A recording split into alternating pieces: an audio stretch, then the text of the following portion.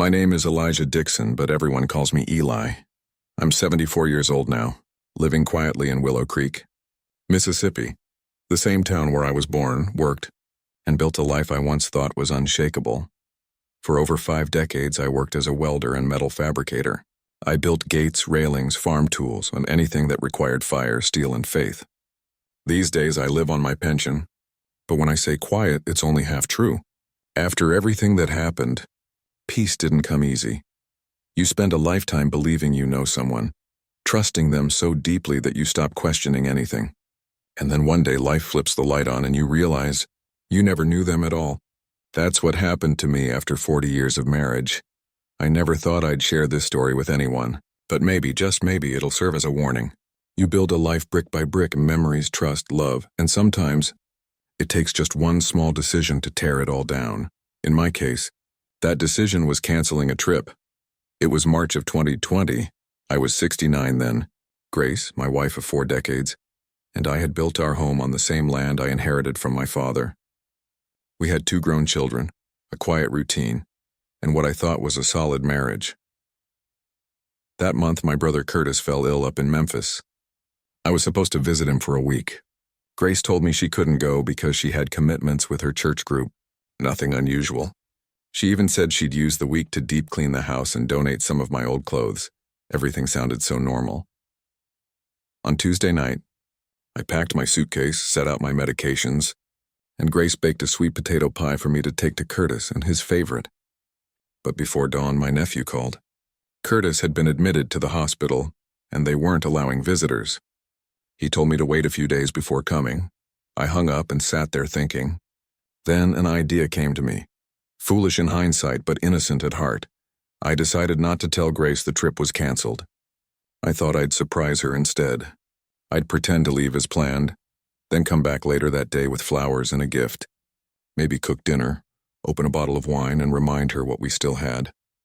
After 40 years together, our marriage had grown quiet and not broken, just distant. I thought a little spark might bring something back, but that decision, that one small, well-meaning lie, was the start of everything unraveling. Because when I came back home that evening, I didn't find a wife waiting for her husband. I found the truth I was never meant to see. Sometimes you can live your whole life beside someone and never really know who they are. Only God does. But before I tell you what I found that day, you need to understand where I came from and how much I believed in love, in family, in building something real. I was born right here in Willow Creek, back in 1951. My father, Robert Dixon, owned a small piece of land where he grew corn and soybeans. We were 5 kids, me, Curtis, Marcus, Tanisha, and Chantel. Life was simple, hard but good. We lived in a wooden house warmed by a potbelly stove that burned day and night in winter.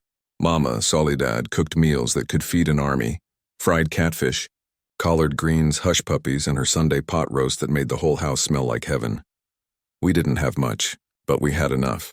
I studied at a little country schoolhouse 2 miles away. When it rained, we wrapped ourselves in burlap sacks just to stay dry. In the winter, sometimes we couldn't go at all. The teachers understood. Kids like us were needed on the farm. I was 9 years old the first time I saw my future. Daddy took me to a man named Frank Powell, a blacksmith who ran the only machine shop in town. I still remember the sparks flying off the steel, the smell of fire and iron, and the way he shaped metal like it was alive. I looked at my father and said, "One day I'm going to be just like him." He smiled and said, "Then you'd better work hard, son." And I did. By 14, I was working after school at Mr. Powell's shop. I started sweeping the floors, feeding the forge, fetching tool. But he taught me everything. He said, "Eli, steel is like people. You've got to know when it's soft enough to shape, and when it's too hard to fight." I never forgot that. When I turned 18, he made me his partner. And when he died suddenly a year later, his wife sold me the shop. I was 19, a boy trying to fill a man's shoes. But I didn't let his legacy die. That's how Dixon Metalworks was born. By 21, I had a name in Willow Creek. Farmers came from miles around asking for my work. Life was steady, honest. Then in 1972, everything changed. That's when I met Grace. She'd come from Memphis to teach at our local school. A young woman with long dark hair, soft voice and a way of speaking that made every word sound like music. The first time she walked into my shop, she was holding a cracked school bell. "Are you the welder?" she asked, surprised I was so young. "Yes, ma'am," I told her, smiling. "But you don't have to call me sir just yet," she laughed. And just like that, my heart was gone. We started meeting for coffee, talking about life, books, the city she came from. Grace was educated, graceful, everything I wasn't, and yet she never made me feel small. She admired my craft, my work, my hands. 2 years later, she said yes when I asked her to marry me. We built our home from the ground up, one brick, one paycheck, one dream at a time. By the time I turned 29, we had our first child, Jamal. 3 years later came Zoe. We built everything together, the house, the shop, the family. Grace taught school, I ran the business, and on Sundays the yard was full of laughter, barbecue smoke, and cousins running wild. It wasn't a fancy life, but it was ours. Or so I thought. Because years later, when that flood came and washed away my machines, I thought that was the hardest trial I'd ever face. But the truth is, the real flood was yet to come, and it wouldn't drown my shop. It would drown my trust, my peace, and everything I thought I knew about the woman I loved. It was a hard blow, but the community came together. The employees, the neighbors, everyone showed up to help with the cleanup. That's when I realized the real value of the relationships we'd built over the years. Grace was unstoppable during that time. She organized school fundraisers, secured donations, and somehow managed to balance her job while helping me rebuild the business. The kids did their part too. Jamal, at 15, worked beside me like a grown man, and Zoe, just 11, helped her mother with the donation lists and whatever else was needed. That tragedy, as painful as it was, brought us closer than ever. By 1996, we hadn't just recovered, whereas we'd improved. I rebuilt the shop on higher ground, expanded it, and invested in modern equipment. Business grew so much that I had to hire 2 more employees. I wasn't at the forge as often anymore. I'd become more of a manager, but I still loved picking up the hammer every now and then, especially for the delicate or artistic work. That was where my heart still lived. Time passed and the kids grew up. Jamal graduated high school in 1998. I was 47 when he told me he wanted to study mechanical engineering. My father could barely afford to give me an elementary education, and here I was sending my son to college in Atlanta. It was one of my proudest moments. Zoe was still in high school then, already showing an interest in literature and history, taking after her mother. By the year 2000, when I turned 49, life felt perfect. Grace and I celebrated our 25th wedding anniversary with a beautiful vow renewal ceremony. She looked stunning in a light blue dress that brought out her eyes. Surrounded by family and friends, I looked around the room and thought, we did it. Everything we dreamed of is right here. In 2002, when I was 51, Jamal graduated and came back to Willow Creek. He'd received job offers from major companies in Atlanta, but he turned them down. "I want to work with you, Dad," he said. "I've learned things that can help us grow even more." His enthusiasm was contagious. His engineering knowledge and my years of experience gave our business a new life. Zoe chose a different path. In 2003, at 19, she started studying literature at the University of Memphis. She commuted every day by bus, tiring, but she didn't want to leave home. "I prefer the peace of Willow Creek," she'd say with a smile. Grace helped her with essays, discussed her readings, and they grew even closer. Watching them together was like seeing 2 reflections of the same soul. Life was peaceful then. I left early for Dixon Metal Works, the name we'd given the shop. Grace went to the school and the kids to their routines. Every evening we'd gather for dinner, talking about our days. On weekends we'd go fishing at Mr. Roberto's pond or drive up to Memphis to see a movie or eat out. By 2006, when I was 55, Zoe graduated and began teaching English at the same school where her mother was principal. Grace was already planning her retirement, and it was clear Zoe would one day take her place. That same year, Jamal met Nicole, a bright young woman from Mississippi who worked at the local bank. They fell in love quickly. Nicole fit right into the family, helping in the kitchen, laughing with Grace, and learning the dishes Jamal loved most. 2 years later, they married, a beautiful ceremony at the community center, much like Grace and I had decades earlier. Life moved forward.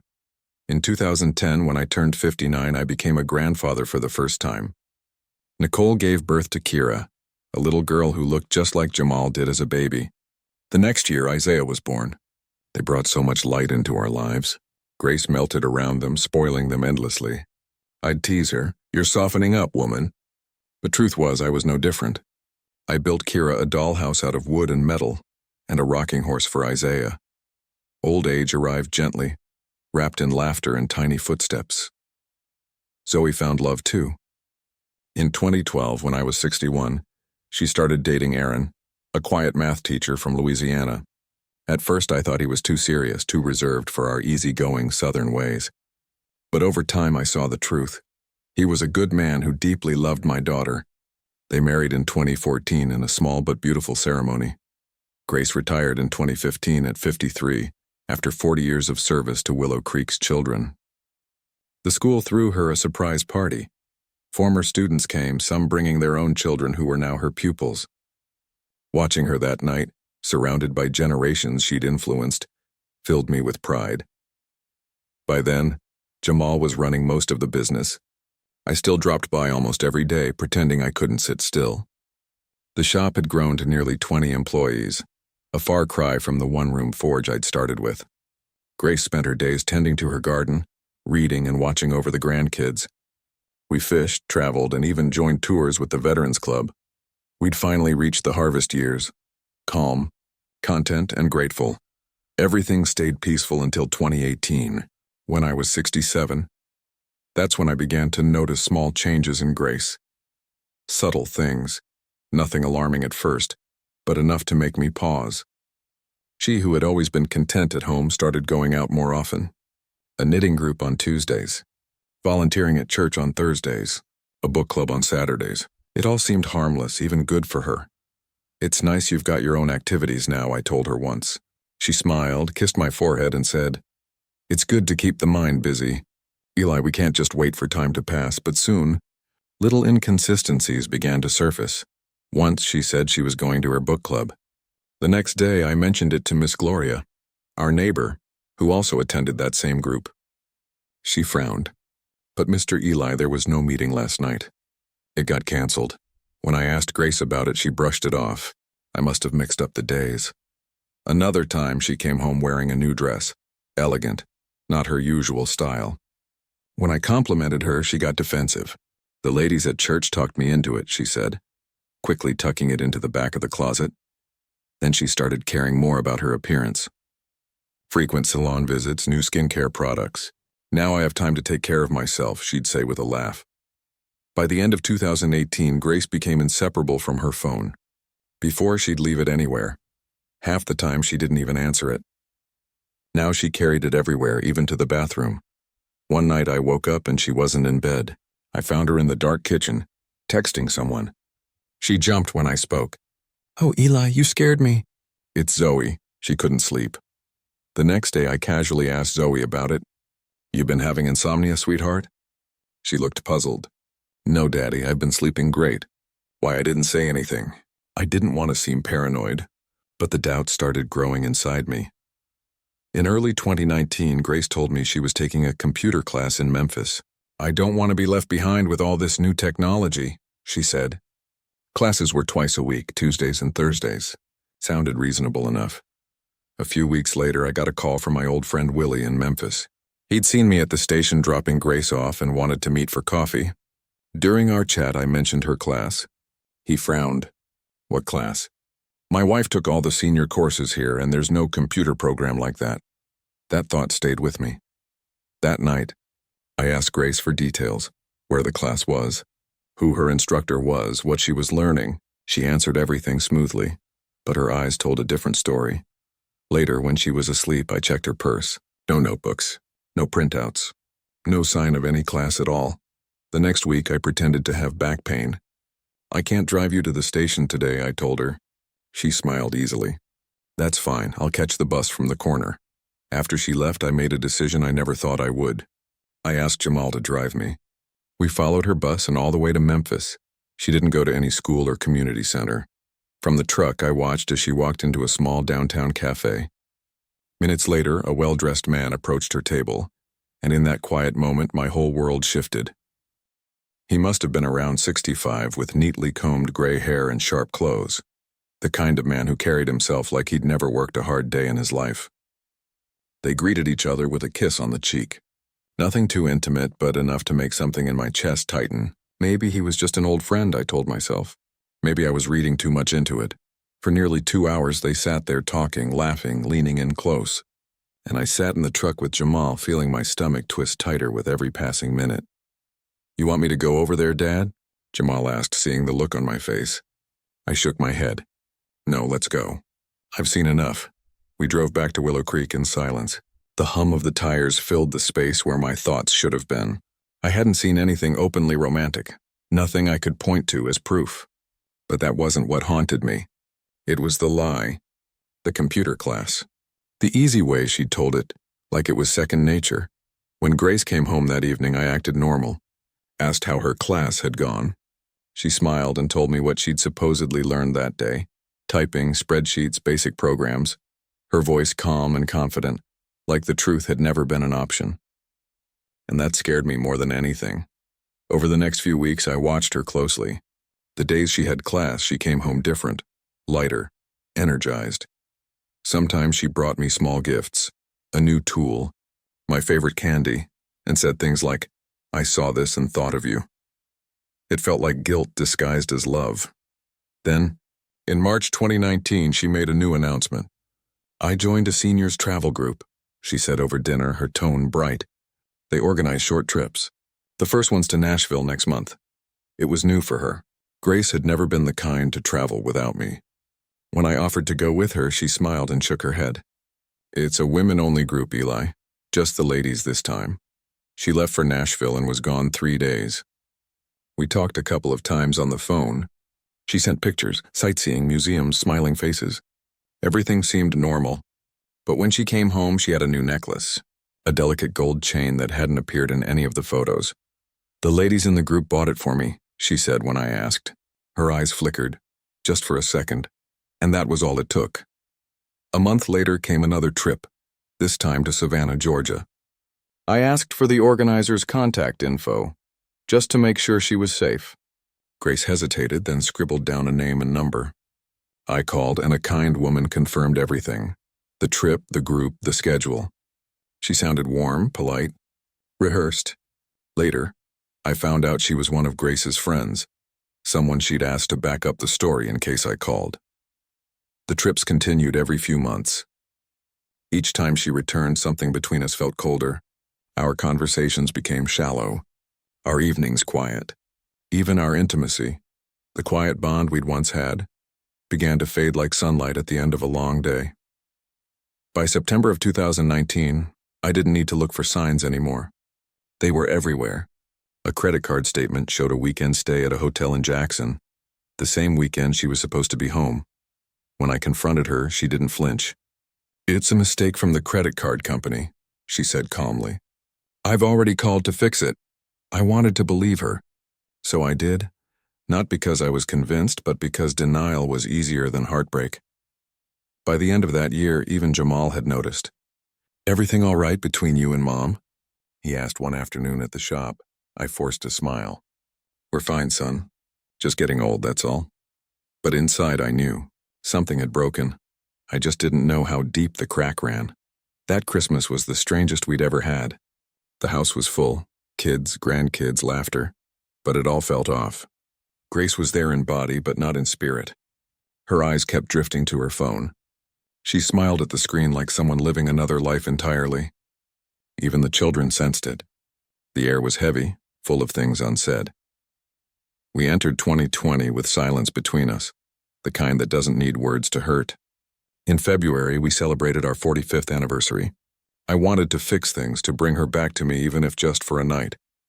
I bought flowers, made reservations at her favorite restaurant in Memphis, and tried to remind her, and myself, of who we used to be. For a few hours it worked. She smiled, laughed, held my hand. When dessert came, she looked at me and said, "It was 45 wonderful years, Eli." Was. The past tense hit like a knife, and then came March, the month everything changed. My brother Curtis had fallen ill in Memphis. I planned to visit for a week. Grace said she couldn't come. She had her usual commitments in Willow Creek. I didn't question it. I was used to that answer by now, but the night before the trip my nephew called. Curtis had been hospitalized and visitors weren't allowed yet. Give it a few days, he said. I hung up and sat there for a long time thinking. That's when the idea came to me. Foolish maybe, but necessary. I'd pretend to leave as planned. Then I'd come back later that day unannounced to surprise Grace.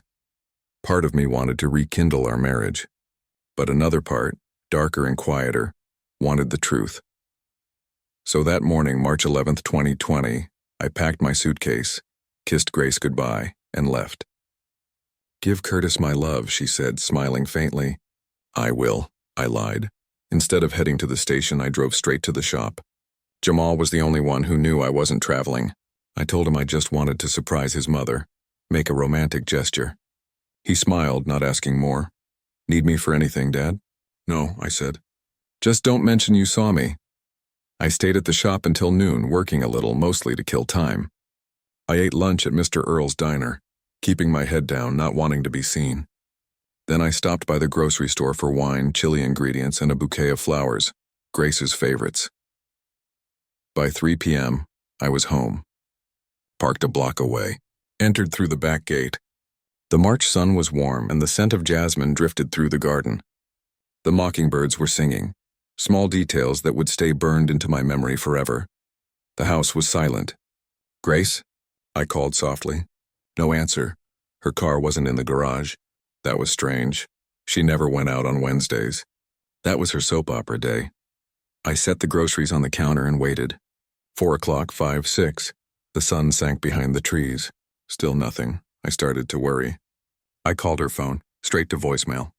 I called Zoe. Sweetheart, do you know where your mom is? I thought you were traveling, Dad. She didn't say anything about going out today. I called a few of Grace's friends. Most said they didn't know. A few sounded nervous, moaned, like they were hiding something. By 8, I couldn't take it anymore. I went to the sheriff's office. Officer Miller, an old friend, listened patiently. Calm down, Mr. Dixon, he said. It's too soon for a report.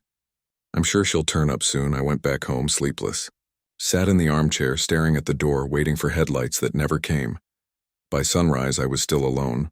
I called again. No answer. Then I remembered something.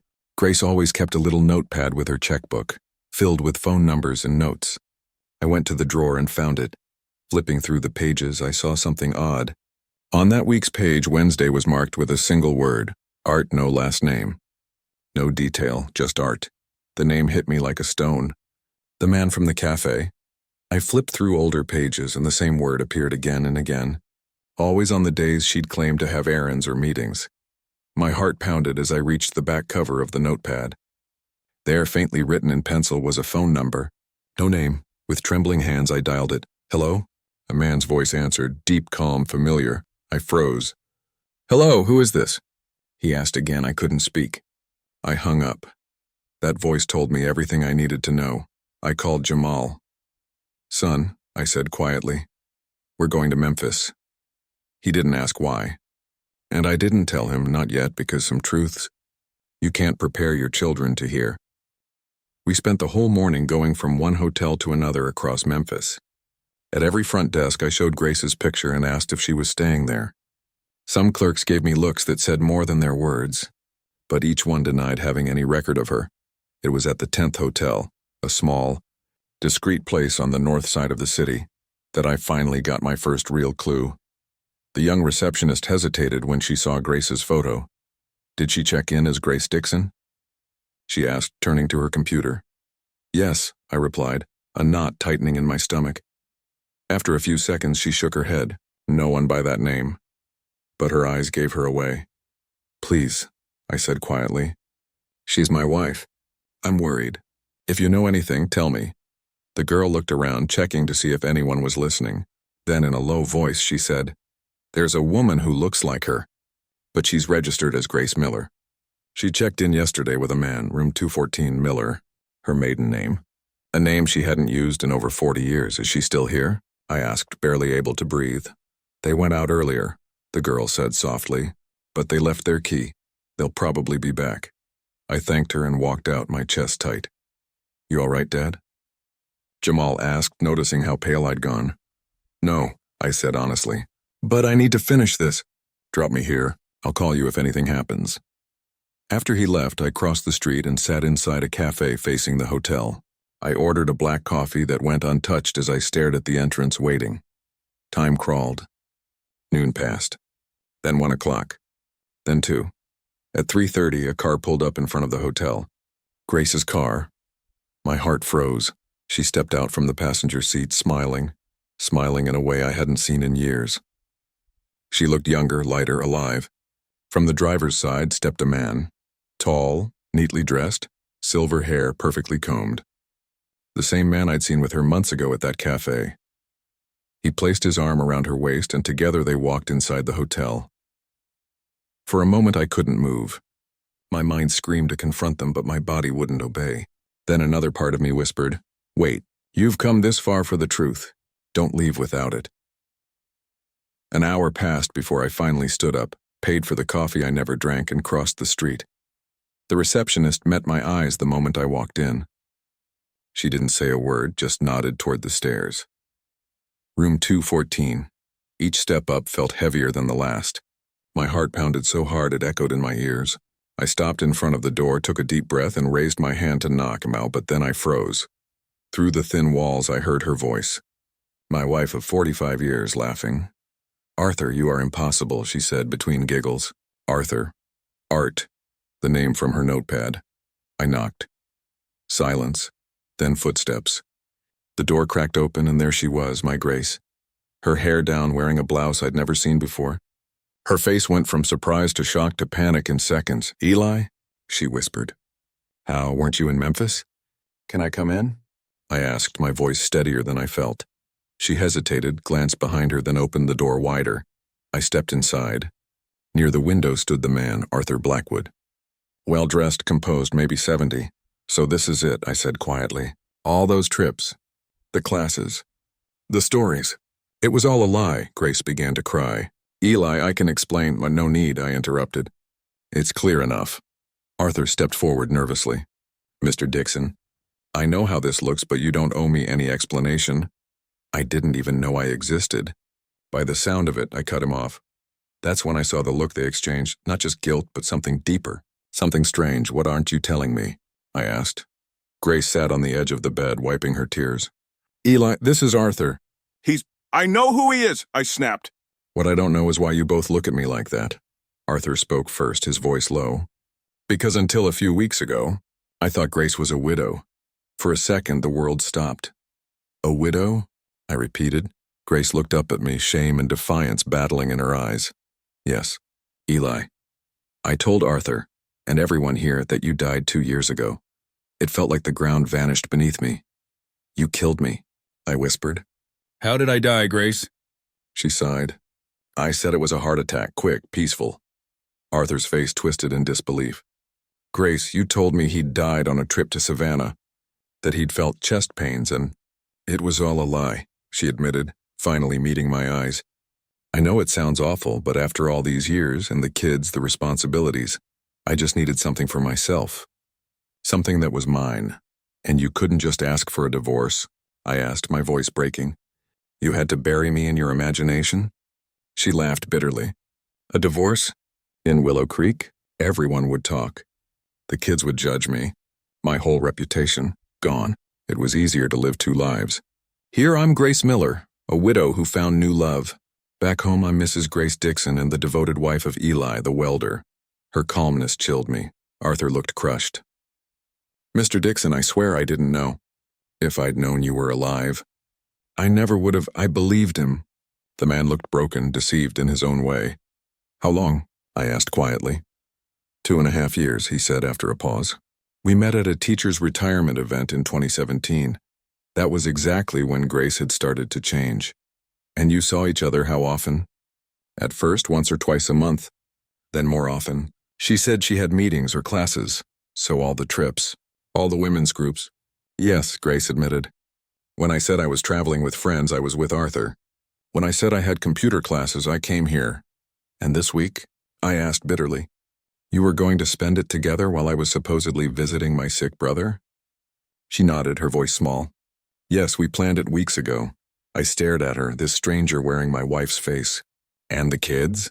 Do they know? Of course not, she said quickly. They believe everything I told them. The classes, the clubs, the trips, and your friends here? They all think you're a widow? She nodded again. I turned to Arthur. And yours? My wife passed 6 years ago, he said quietly. My kids live in Atlanta. They met Grace last year. They believed her. The absurdity of it all almost made me laugh, almost. So you built yourself 2 worlds, I said. One where you're the respectable widow and one where you're my wife. Grace said nothing. Why? I asked again, my voice breaking. Why didn't you just end it if you stopped loving me? She looked up, and for the first time I saw something cold, almost calculated in her eyes. Because this way I had the best of both worlds, she said softly. In Willow Creek I had respect, comfort, the children, the home we built. In Memphis I had freedom, excitement, a new version of me. Her words hit like a hammer. And me? I whispered. What was I? You were part of my life in Willow Creek, the father of my children, the man I built everything with. She hesitated. I didn't want to hurt you, Eli. You killed me, I said quietly.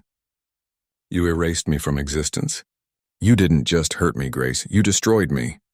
She looked down. I never thought you'd find out. And that, I realized, was the only truth she told me that day. I walked out of that hotel without another word.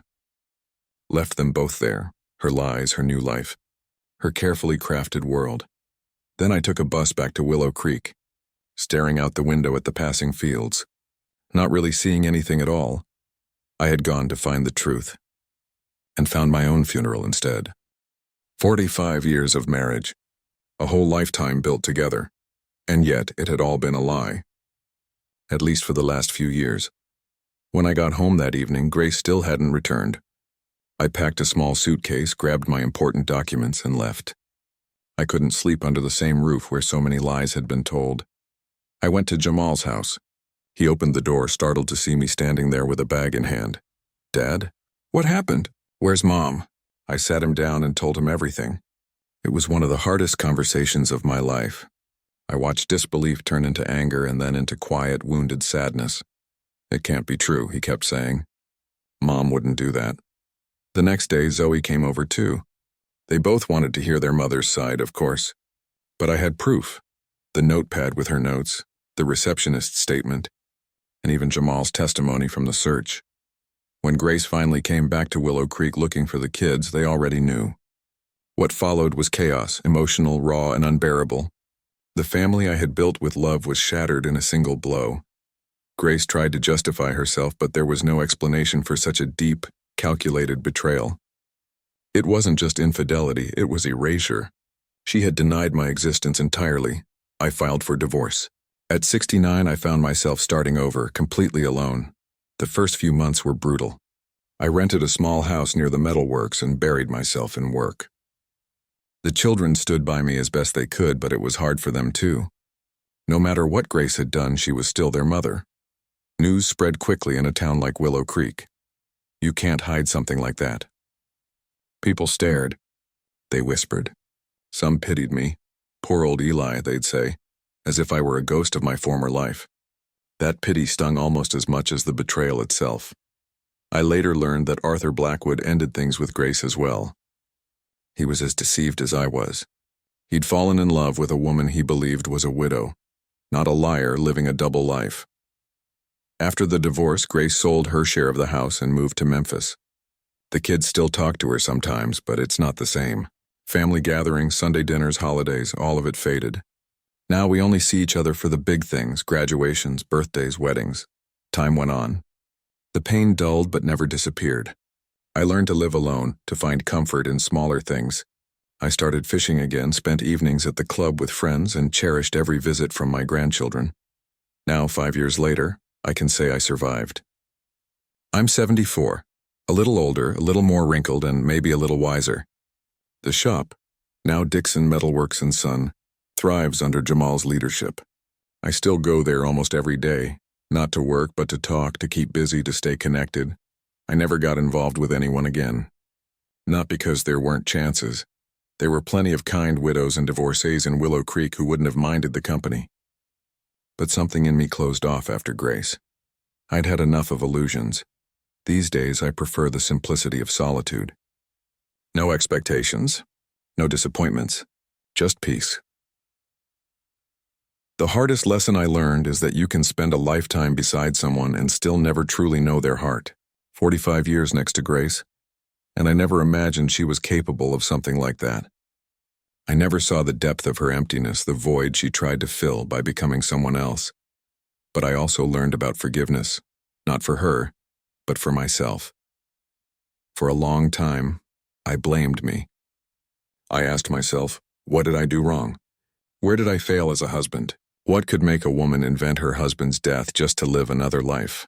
It took time to accept the truth, that we're not always responsible for the choices others make. People change.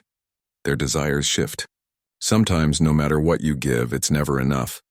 Old age brings wisdom, and the understanding that life's too short to live bitter. So I chose to move forward. I haven't forgotten, and I don't pretend it never happened. But I won't let betrayal define the rest of my story. Now my children and grandchildren are my joy. Jamal runs the business with pride. Zoe continues her teaching with passion. Kyra, 15, dreams of being an engineer like her father. And Isaiah, 14, is already curious about metalwork, always asking me to teach him. Maybe he'll be the third generation of Dixons to carry the torch. If there's one thing I've learned and one thing I'd like to tell you, it's this: value the truth. Even when it hurts, the truth sets you free. Living a lie, no matter how comfortable, is like building a house on sand. Sooner or later it all collapses. Be honest with yourself and with those you love. If you're unhappy, speak. Don't hide behind illusions. Don't create another life in secret. And never bury someone who stood by you through decades just because you crave something new. And remember, it's never too late to start over. At 69, I had to rebuild my life from the ashes of betrayal. It felt impossible. There were days I thought I wouldn't make it. But here I am, 5 years later, still standing, still smiling, still finding reasons to be thankful for each new sunrise. Life will always surprise you, sometimes with beauty, sometimes with pain. What matters is how you rise after the fall. No one makes it through this world without scars, but those scars tell your story. They prove your strength, your endurance, your will to keep going. If my story touched you, leave a like to make this old man's day a little brighter. Subscribe, my dear, so you don't miss the next stories I'll share, from the heart and with love. And tell me, where are you watching from? What time is it for you right now? Have you ever faced a heartbreak you thought you'd never recover from? How did you move forward? This old welder would love to know who's out there, listening, healing, and living their own story.